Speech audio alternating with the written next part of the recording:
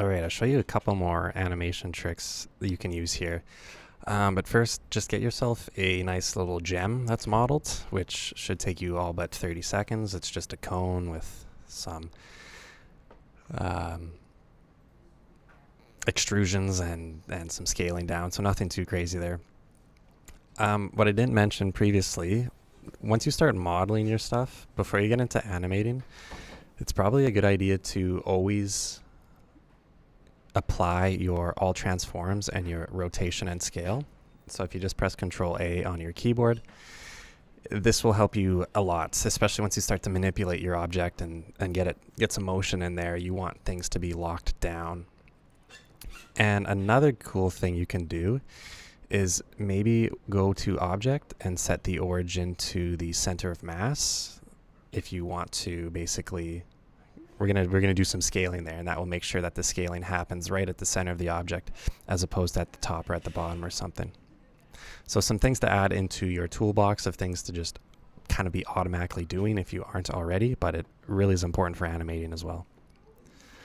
So once you have that done, let's go back into the animation tab.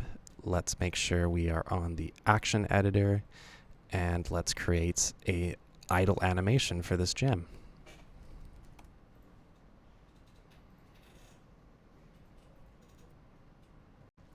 Alright, so let's recap what we learned, but also I'll show you some new tricks here. So first I'm going to just apply my rotation and scale location, just so we have a starting point. And let's go down the timeline some distance, and let's give that 360 spin again. So my rotation here, I can type in on the Z-axis a nice 360, press enter, and lock my rotation scale. So we get some spinning. But I can add some things in between the start of my animation and the end of my animation. So for example, if I go halfway in between, let's start combining animations now. Let's grab my gem and let's move it up on the Z-axis, just slightly. And also, let's scale it up. So let's make it bigger, kind of like it's pulsing in a sense. So now it's been moved up and it's been scaled larger. I don't have any keyframes down here because I haven't pressed I, lock, rotation, and scale. So I basically added an intermediate step for my animation to go to in between the start and finish. So now I've kind of I got some motion, I got some life going on here. I got, you know, multiple things going on. I've got positions, I've got rotations, I've got scales, and it's just, all it took me was 30 seconds, and now this gem really has some life. But I think that's just a little too simple for the only topic to cover in a video, so I'll show you one other cool thing. It's called with our interpolation and extrapolation modes. So if you have a keen eye for detail, you may notice something about this animation. I can emphasize it if I really stretch it out. So I'm going to just really extend this animation. You should notice that by default, when you are making animations like this, you've got not constant motion. By default, your animation starts out slow. It reaches its peak speed in the middle of your animation, and then it'll start to slow down. So this is called easing in and easing out of an animation. You don't have a uniform speed between the animation from start to finish. You start slow, it speeds up, and then it starts to slow down. That, in turn, gives it kind of more of a natural look, but it's not what I'm looking for, or at least it's something to show you guys so that you're aware of if it's something that you want or something that you don't want. So I'll show you the simple way. These keyframes are all linked up, and what I could do is I could click on my starting keyframe, and if I right click, you should see these interpolation modes.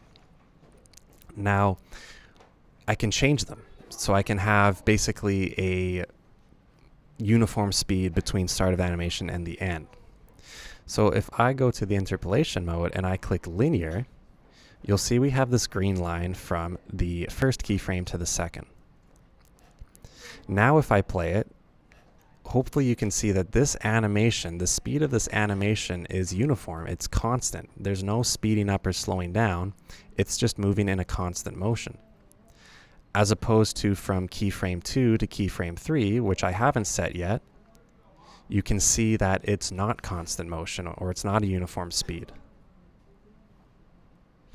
So I'll click the second keyframe and I'll right click it and say, you know what, from keyframe 2 to 3, I want you to be linear as well. And now what I have is perfectly uniform speed of my animation.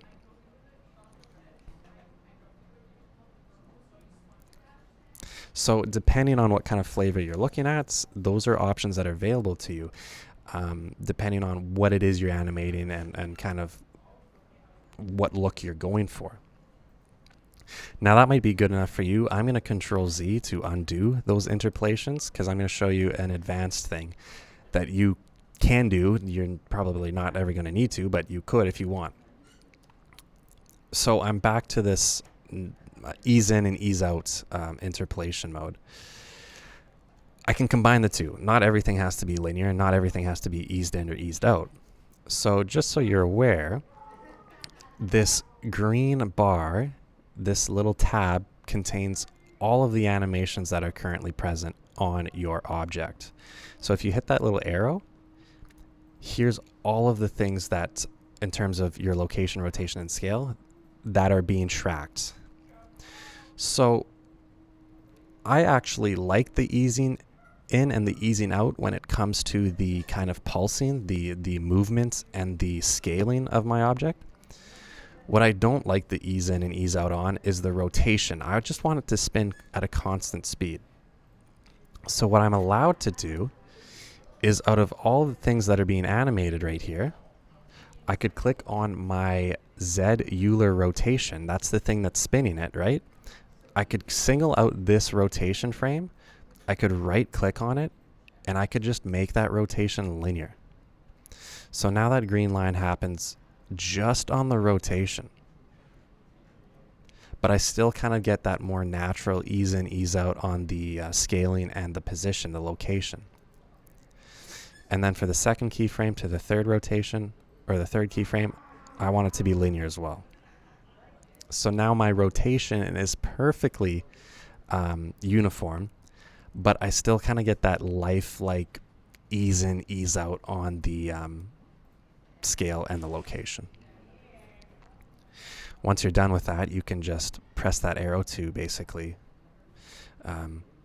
minimize all that extra information that we're not really interested in. And so now you've learned how to basically apply multiple different types of animations for transforms, and also interpolation modes on specific animations. So not tips that you really will need. I mean, who's really going to notice that we did this stuff, as opposed to if we just left it as ease in and ease out? But I'm quite picky with my animations, and it's fun to get specific, and it's fun to really create things that really interest you. So I'm just going to play with my keyframes to find a speed that I like. Maybe that looks pretty good to me. Once you're satisfied with your animation, what are the two things we must press, or else all of this was just a waste of time? Make that shield blue and push it down so that we don't lose that information. We should see the F right beside our animation name, and I'm perfectly fine to save this, close it, and my animation should still be here forever. So there you go, some cool little tricks you can use for more in-depth animating.